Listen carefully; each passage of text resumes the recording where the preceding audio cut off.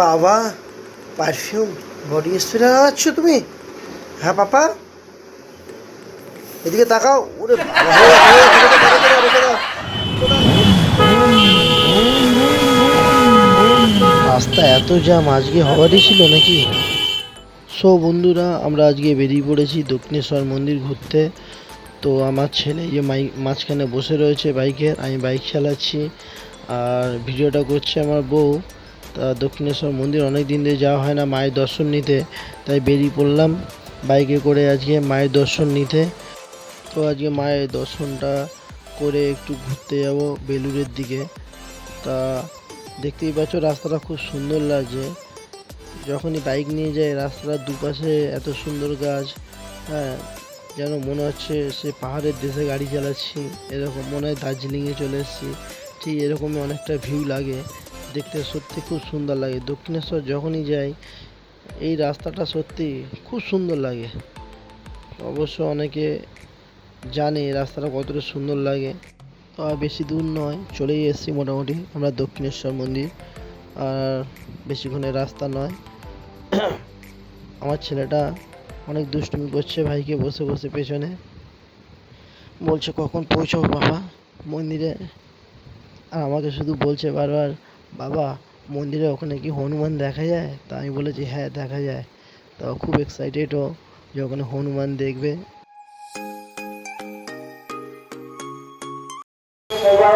এই গাড়ি পার্কিং করে বেরিয়ে গেলাম, মন্দিরের দিকে যাচ্ছি এখন। এই যে দেখো আমরা দক্ষিণেশ্বর মন্দির চলে এসেছি ঘুরতে, মায়ের দর্শন নিতে। আমার পাপা আনন্দ করতে করতে আস্তে আস্তে এখানে দেখলো হনুমান। হনুমান কি সুন্দর বসে রয়েছে, আর একটা হনুমান কি সুন্দর বাচ্চাকে তো কোলে করে নিয়ে বসে রয়েছে।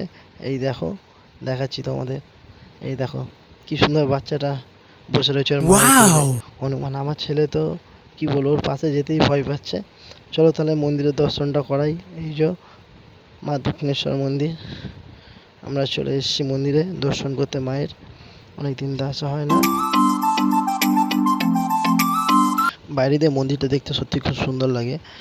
তো যাই, এই যে এটা হচ্ছে একটা কাউন্টার, এখানে জুতো থেকে মোবাইল থেকে ব্যাগ থেকে সব কিছু জমা দিতে হয়, তারপরে মন্দিরের ভেতরে এন্ট্রি হয়। তা মোবাইল থেকে ব্যাগ থেকে জুতো কোনো কিছু অ্যালাউ নেই। তা জমা দেওয়া হয়ে গেছে। তা আমরা হাঁটতে হাঁটতে এবারে চললাম ফুলের ডালা কিনতে, যেহেতু মন্দিরে আমরা যাব মায়ের দর্শন করতে, পুজো দিতে হবে। তা আমি ছেলে আর আমার বউ চলে এলাম ফুলের দোকানে। তো এই যে জুতো খুলছে আমার পাপা, জুতো খোলা হয়ে গেছে, ঢুকে বললাম ফুল মিষ্টির দোকানে। তা একটা ফুল,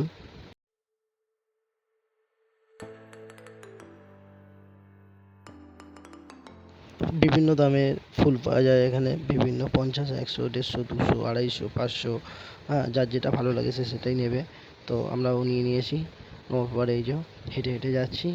সত্যি বাইরে দিয়ে যতটাই দেখি মন্দিরটা সত্যি খুব সুন্দর লাগে, ভেতরে গেলে কতটা সুন্দর তা তোমাদের বলে বোঝাতে পারবো না। তা তোমরা নিশ্চয়ই আসবে। তো আমাদের পুজো দেওয়া হয়ে যাওয়ার পর আমরা বেরিয়ে পড়েছি মন্দিরের ভেতরেই, দক্ষিণেশ্বর মন্দিরের ভেতরে পুজো দিতেই পুজো দেওয়ার পরে যখন আমার ছেলে আর আমি ভেতরে খেলা করছিলাম, তো একটা ঘুড়ি কেটে পড়ে। তা ঘুড়িটা ধরে ফেললাম আমি। তা আমার ছেলে সেই ঘুড়ি নিয়ে এখানে সেখানে মানে দৌড়ে বেড়াচ্ছে, মানে কি বলবো, ঘুড়ি নিয়েই ও বাড়ি যাবে, এরকম অবস্থা। যেখানেই যাচ্ছে ঘুড়ি নিয়ে যাচ্ছে, ঘুড়ি ছাড়বে না। তো আমরা বলেছিলাম দক্ষিণেশ্বর মন্দির থেকে পুজো দিয়ে যাব বেলুড় মাঠ। তো আমার পাপা শুধু বলছে, পাপা লঞ্চে করে একটু যাব বেলুড় মাঠ ঘুরতে। তো লঞ্চ চড়ার খুব শখ, খুব সুন্দর লাগছে দেখো দক্ষিণেশ্বর মন্দিরটা।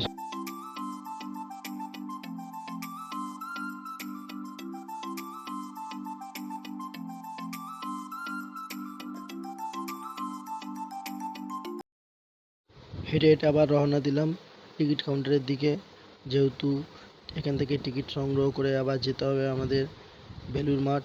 তা আমার ছেলে বায়না করছিল বেলুড় মাঠ যাবে লঞ্চে করে, কিন্তু দেখতেই পাচ্ছ ঘুড়িটাও ও ছাড়ছে না, ঘুড়ি যেখানেই যাচ্ছে ঘুড়ি নিয়ে যাচ্ছে। আমাকে বারবার বলছে, পাপা ঘুড়ি নিয়ে আজকে বাড়ি যাবো, মানে এরকম অবস্থা।